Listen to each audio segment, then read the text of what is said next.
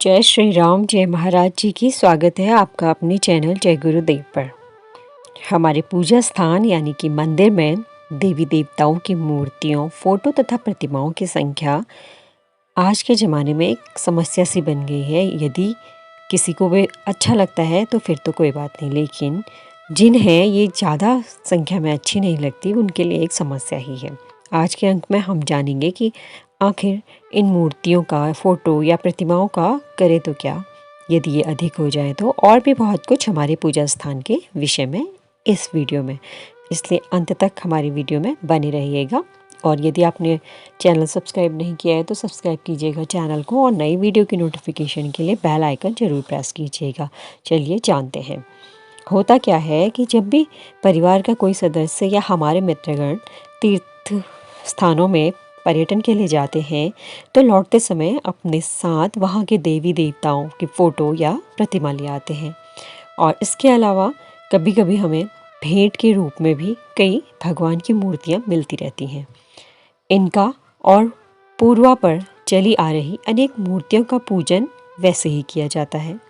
कुछ घरों में एक एक देवता की चार चार मूर्तियाँ रहती हैं। इसके अलावा फ़ोटो भी अलग अलग होते हैं, लेकिन कई बार भग्न होने या घिस जाने के कारण मूर्तियों की पहचान भी नहीं हो पाती कि वे आखिर हैं किसकी। फिर भी ऐसी मूर्तियों का विसर्जन करने की हम लोग हिम्मत ही नहीं जुटा पाते, जिसका कारण सिर्फ इतना होता है कि हमें यह भय होता है कि कहीं इष्ट इससे रुष्ट ना हो जाए। शास्त्र संकेत का ज्ञान होने पर जो भी उपयुक्त हमारे मन में भय है उसको क्षण भर में दूर हो जाता है। संकेत और नियमों का पालन करने से देव पूजा कष्टकारक न लगकर और भी ज़्यादा उत्साहवर्धक और प्रिय लगने लगती है। पूजा के विषय में पहला संकेत यह है कि हर घर में नित्य पंचायतन पूजा होना आवश्यक है। कुछ परिवारों में पूर्वापार चले आ रहे पंचायतन यानी कि विष्णु सालिग्राम, नर्मदा गणपति, स्फटिक सूर्य, सुवर्णमुखी देवी तथा शिव बाणलिंग आदि आज भी पूजे जाते हैं। वाराणसी के विश्वेश्वर मंदिर के पास की दुकानों में पंचायतन के देवता उपलब्ध हैं। पंचायतन के विषय में सामान्य संकेत यह है कि एक ही देवता की अनेक मूर्तियाँ, प्रतिमाएं, टाँक तथा फोटो आदि पूजा घर में नहीं रखनी चाहिए। पहले के ज़माने में जब फोटो नहीं थे तो ठीक था, पर आज फोटो की जो एक प्रणाली हमारे समाज में विकसित हो चुकी है कि किसी भी देवता या सत्पुरुष का हम फोटो बहुत आसानी से प्राप्त कर सकते हैं। पूजा के अलावा ध्यान धारणा के लिए भी ऐसे फोटो का उपयोग अवश्य होता ही है। इसलिए पूजा के स्थान में इष्ट देवता या सद्गुरु का फोटो होना जरूरी है।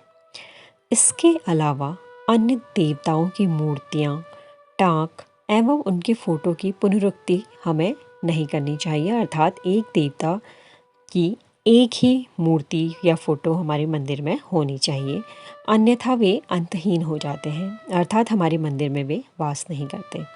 तीर्थाटन से लौटते समय अपने साथ लाई गई जो मूर्तियाँ होती हैं उनका उपयोग हम अपने संग्रह के लिए कर सकते हैं और उन्हें हम शोकेस में रख सकते हैं, परंतु उनका समावेश हमें देव पूजा के देवताओं में नहीं करना चाहिए, उससे हमें बचना ही चाहिए। और दूसरा संकेत यह है कि पीतल या तांबे की मूर्ति एक पीढ़ी तक यानी कि 21 साल तक, चांदी की मूर्ति 2 पीढ़ियों तक यानी 40 से 45 साल, स्वर्ण की मूर्ति 4 पीढ़ी लगभग 100 साल तक रखी जा सकती है। और यह जो समयावधि है मूर्ति पर किए जाने वाले अभिषेक, रासायनिक प्रक्रिया एवं बार बार हाथों के स्पर्श के कारण होने वाली घिसाई के अनुसार ही निश्चित की गई है। तीसरा संकेत यह है कि जिन मूर्तियों के नाम हमें मालूम न हो और वे भग्न या घिस गई हों, अर्थात वे घिसने के कारण हमें उनकी पहचान नहीं हो पा रही है कि वे हैं किसकी, तो उन्हें भी हमें पूजा घर में नहीं रखना चाहिए। चौथा संकेत यह है कि हथेली से छोटी या हथेली से बड़ी मूर्ति को भी हमें अपने पूजा घर में नहीं रखना चाहिए। जिस घर की युवा पीढ़ी बहुत ज़्यादा नास्तिक और आधुनिक हो रही है, यदि उनके बड़ों को ऐसा लगता है कि भविष्य में यहाँ पर देव पूजा की संभावना नहीं है, ऐसे घर में देवताओं की अवहेलना होने से तो ज़्यादा अच्छा है कि उनका विसर्जन कर दिया जाए। और कई बार क्या होता है कि जिनकी संतान नहीं होती और उन्हें यह बिल्कुल श्योर है कि आगे से यहाँ पर देव पूजा होना संभव नहीं है, तो वे भी क्या करें देव मूर्तियों का। तो ऐसे अवसर पर उनको या तो देव मूर्तियों का विसर्जन कर देना चाहिए या किसी ऐसे व्यक्ति को उन्हें सौंप देना चाहिए जो कि इन्हें चाहता हो। और उपयुक्त संकेतों का पालन करने पर कई बार अनावश्यक देव मूर्तियाँ एवं प्रतिमाओं का विसर्जन क्रम हमको प्राप्त हो जाता है। ऐसी मूर्तियों को किसी शुभ दिन एक साथ करके उनका विसर्जन करें। पहले उनकी सफाई करें, उन पर पंचामृत का अभिषेक करने के बाद दही चावल का भोग लगाकर नैवेद्य अर्पण करना चाहिए और उसके बाद इस मंत्र को बोलना चाहिए।